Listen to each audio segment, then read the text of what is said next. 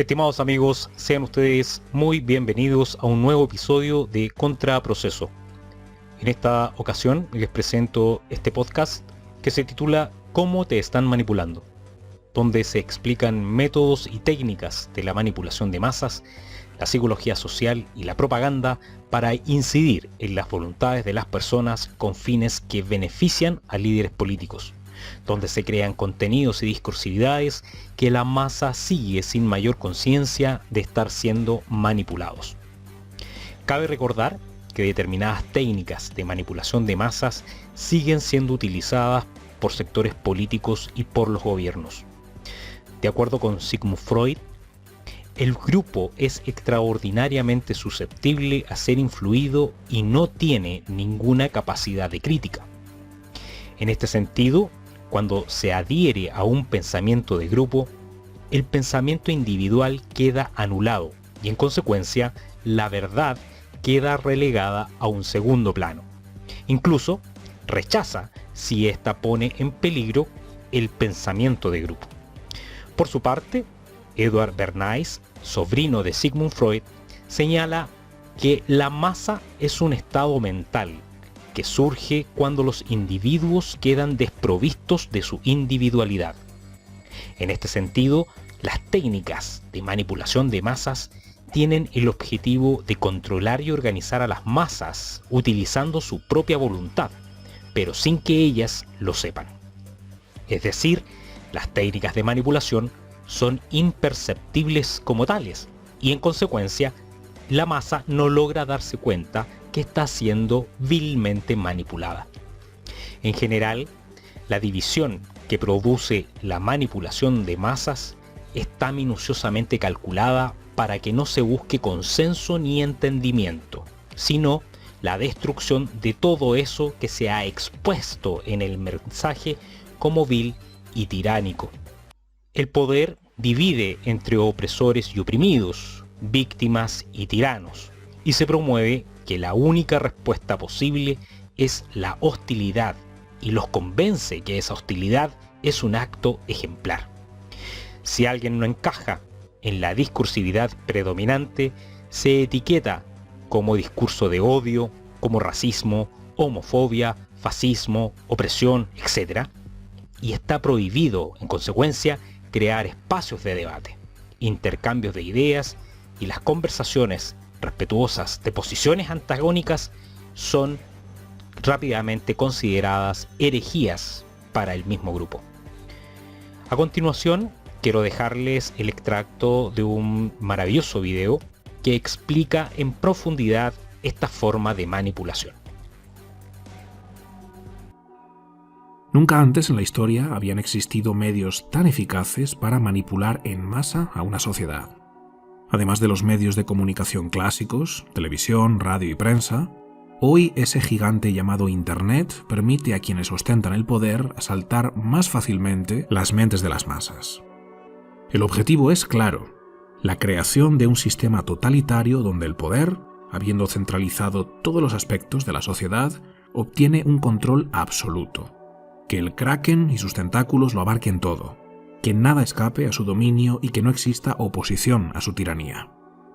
Sin embargo, el poder no puede lograr esto sin la colaboración de los individuos. Deben ser los individuos quienes, voluntariamente, decidan renunciar a sus derechos y libertades. Y la única forma eficaz de lograr algo así es que esos mismos individuos pierdan su individualidad y se adhieran a una mentalidad de grupo. Una vez que este proceso se haya consumado, los individuos no solamente estarán dispuestos a perder su libertad, sino que le suplicarán al gobierno que se la arrebate. Y existen 3 gatillos psicogénicos que logran precisamente esto de forma muy eficaz. 3 disparadores que el poder utiliza una y otra vez para manipular al individuo, aplastar su voluntad y convertirlo en masa aborregada. Y estos 3 gatillos son el miedo, la confusión y el deseo de seguridad, que además deben dispararse en una secuencia muy concreta. Just Merleau, autor del libro The Rape of the Mind, que traduciríamos como la violación de la mente, afirma que, mientras que el miedo prepara a la población para la mentira, el uso de la propaganda difunde desinformación y promueve la confusión con respecto a la fuente de las amenazas o la naturaleza de la crisis, ayudando a romper las mentes de las masas. El origen de la psicosis es siempre un grave problema, una amenaza tan peligrosa que suscita niveles de miedo y tensión social insostenibles. El gobierno fabrica este problema de forma oportunista, interviniendo psicológicamente en los individuos para inducir temor frente a un peligro inminente. Después agita ese problema utilizando un bombardeo propagandístico diseñado para confundir al individuo. Los medios de comunicación usados por el poder ofrecen información falsa, contradictoria o sin sentido, que lleva a un estado de confusión porque el individuo no puede abordarla de una manera racional y adaptativa, lo cual aumenta la susceptibilidad al miedo y la indignación. La lógica se puede enfrentar con la lógica, mientras que la ilógica no. Confunde a quienes piensan de forma correcta. Y mientras la gente todavía está buscando un contraargumento razonable a la primera mentira, los totalitarios pueden agredirlos con otra. Además, la forma de presentar esta información es muy particular. Merleau lo llama ondas de terror. Se trata de etapas donde la tensión aumenta exponencialmente, seguidas de pequeños periodos de calma, lo que poco a poco va destruyendo la moral del individuo. En el momento de máxima tensión y confusión, el poder presenta la solución a ese terrible peligro y la posiciona como única alternativa. Es esto o nada. El individuo, habiendo estado expuesto a estas ondas de terror y rendido ya al empuje de la masa, que cree que solo hay un camino para la resolución del conflicto, le suplica al gobierno que implemente esa solución para que, de esa forma, su seguridad pueda quedar garantizada. Sin embargo, el gobierno no puede ejecutar esa solución. Para poder hacerlo, necesita adquirir más poder. Una nueva ley, un nuevo ministerio o incluso una nueva constitución que le permitan hacer lo que antes no podía a costa de la restricción o eliminación de ciertos derechos individuales. En otras condiciones, el individuo no hubiera accedido a perder su libertad y sus derechos, pero aquí el poder ya logró el beneplácito de las masas, que le ruegan que les arrebate sus derechos para acabar con esa terrible amenaza. Y el poder, habiendo logrado lo que quería, deja de fabricar y agitar el problema que ellos mismos crearon, con lo que pareciera que realmente logró una solución. La calma regresa. Los individuos ya no son tan libres, pero se libraron del miedo y recuperaron su sensación de seguridad. El coste en forma de pérdidas de derechos y libertades individuales fue elevado, pero la masa lo celebra. Misión cumplida. Hasta que el ciclo vuelve a repetirse de nuevo con otra amenaza fabricada por el poder que pone en marcha la hipnotización global a través de la propaganda manipulativa y la intervención psicológica. En caso de que este proceso no sea suficiente para derribar al individuo y convertirlo en masa obediente, hay un elemento más que el poder utiliza para aumentar la posibilidad de una psicosis totalitaria: aislar a los individuos y perturbar sus interacciones sociales en nombre de un bien común. Un individuo solo y sin interacciones normales con amigos, familiares y compañeros de trabajo se vuelve mucho más susceptible a delirios. En primer lugar, se pierde el contacto con la fuerza correctiva del ejemplo positivo, algo que sucede en muchas otras especies de mamíferos. Y por otro lado, los seres humanos se condicionan más fácilmente a nuevos patrones de pensamiento y comportamiento cuando se encuentran aislados. Este proceso que acabo de describir lleva al individuo a un estado de infantilización en el que le cede toda la potestad al gobierno, perdiendo su capacidad de pensar por sí mismo, de hacerse responsable de su vida y de sentir que es capaz de lidiar con los desafíos que van surgiendo en el día a día. Carl Jung decía que cuando los individuos pierden su individualidad, pierden también su categoría intelectual y moral. Se conectan inconscientemente con un nivel inferior donde rigen la irresponsabilidad, el victimismo, la insensatez, el tribalismo y el infantilismo. Para que las masas renuncien a su libertad y cedan el control de todos los aspectos de sus vidas a las élites gobernantes, deben renunciar primero a su capacidad de ser individuos autosuficientes, responsables por sus propias vidas, y pasar a convertirse en súbditos, sumisos y obedientes. Seres débiles y vulnerables que se dejan llevar por los dictados del grupo sin cuestionarlo. El individuo enajenado, naturalmente, no puede verlo. No sabe que está hipnotizado. No sabe que ha perdido su capacidad de pensamiento crítico y que solo sigue religiosamente los mandatos prefabricados de su colectivo. De hecho, no solo ignora todo esto, sino que se caracteriza por su superioridad moral. Se cree moralmente superior a los miembros del grupo opuesto. Los que están fuera de su colectivo son enemigos despiadados que amenazan con destruirlo todo, y eso le autoriza para cometer todo tipo de atrocidades amparándose en un escudo moral. Lo hago por el bien de todos. Hay que impedir que los malos salgan victoriosos. Para hacer el mal, un ser humano debe creer por encima de todo que lo que hace es bueno, o al menos que su acto respeta la ley natural. La ideología es lo que le da al mal su justificación y al que perpetra el mal la determinación necesaria para actuar. La ideología es el marco teórico que hace que sus actos parezcan buenos en lugar de malos, tanto en sus propios ojos como en los ojos de los demás, de forma que, en lugar de recibir reproches o insultos, reciba alabanzas y honores.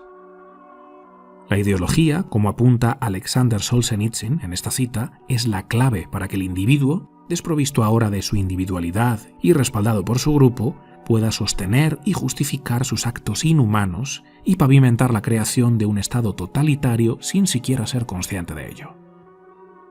En su libro Psicología de las masas y análisis del yo, Freud afirmaba que el grupo es extraordinariamente susceptible a ser influido y no tiene ninguna capacidad crítica.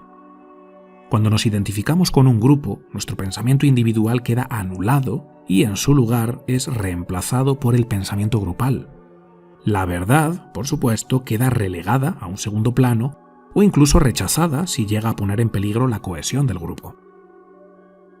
Edward Bernays, sobrino de Sigmund Freud, desarrolló técnicas de manipulación masiva basadas en el trabajo de su tío, que siguen siendo utilizadas por compañías y gobiernos de todas las naciones sin excepción. En palabras de Bernays, la masa es un estado mental que surge cuando los individuos quedan desprovistos de individualidad, y sus técnicas tienen la intención de controlar y organizar a las masas a voluntad sin que éstas lo sepan. Una vez que el individuo ha logrado una identificación total con el grupo, surge lo que Juan Soto Ibars llama narcisismo tribal. En una sociedad donde la gente se siente sola y miserable y donde los individuos no son quienes quisieran ser, la individualidad resulta difícil de soportar. Cuando nos miramos al espejo, detestamos el reflejo que nos devuelve. Pero si en cambio nos miramos en el espejo del grupo, la cosa cambia. De repente ya no vemos nuestros defectos individuales, sino las supuestas virtudes de nuestro grupo. Ya no importa que nos vaya fatal en nuestra relación de pareja, que odiemos nuestro trabajo mal pagado, que psicológicamente estemos deshechos, o que nuestras adicciones o hábitos destructivos nos estén despedazando. Ahora ya no vemos todo eso. Vemos algo que nos gusta. Somos los defensores de los derechos de los oprimidos, ciudadanos bondadosos y ejemplares que se preocupan por el planeta, por las minorías y por todo lo que nos haga sentir bien respecto a nosotros mismos. De repente somos héroes sin tener que esforzarnos. Si nunca te creíste capaz de obtener ningún tipo de reconocimiento social porque sabes que desde tu sofá no puedes lograr nada heroico, bueno, pues no te preocupes porque ahora puedes ser un héroe solo con repetir los mantras ideológicos de tu grupo. Sin hacer nada único e inigualable, sin ejercer ninguna proeza que aporta un valor masivo al mundo, ni realizar ninguna gesta extraordinaria y memorable, el cobarde ha sido convencido de que su cobardía y fragilidad es, en realidad, algo heroico. Denunciar por redes sociales, quejarse amargamente cuando otros ejercen su libertad de expresión, cancelar y exigir la aniquilación de la reputación de alguien. Toda esta división está minuciosamente calculada para que no busquemos consenso y entendimiento, sino solo la destrucción de todo eso que nos han dicho que es vil y tiránico. Venganza contra el grupo enemigo. El poder nos divide en opresores y oprimidos, víctimas y tiranos, y posteriormente promueve que la única respuesta posible entre estos grupos es la hostilidad. Y nos convence de que esa hostilidad, esa persecución cruel, es, de hecho, un acto ejemplar. Si alguien expresa una opinión que no encaja en la narrativa de nuestro grupo ideológico, lo llamamos discurso de odio, fascismo, homofobia, machismo, racismo, opresión. Está prohibido crear espacios de debate. El intercambio de ideas o las conversaciones respetuosas son herejías para el grupo. Esta es la manipulación de las masas que estamos viviendo. Hemos perdido nuestra individualidad y nuestro potencial humano ha quedado completamente degradado e inhibido. Bien, como es posible observar, la manipulación de masas requiere necesariamente anular la individualidad de los individuos y hacer que éstos adhieran a ideas de grupo, donde está concentrada la idea o la ideología de fondo que se pretende instalar precisamente a través de la discursividad. Generar el potenciamiento del grupo como masa impide que cada individuo pueda expresar realmente su voluntad y por ende es el propio individuo el que termina sumándose al grupo para no sentirse relegado, ocultando o disfrazando sus propias vulnerabilidades. Si les ha gustado este video, agradeceré que lo compartan entre sus redes para que más personas puedan conocer este tipo de conocimientos e informaciones. Y no olviden hacer clic en el botón me gusta para que YouTube pueda considerarlo entre sus preferencias.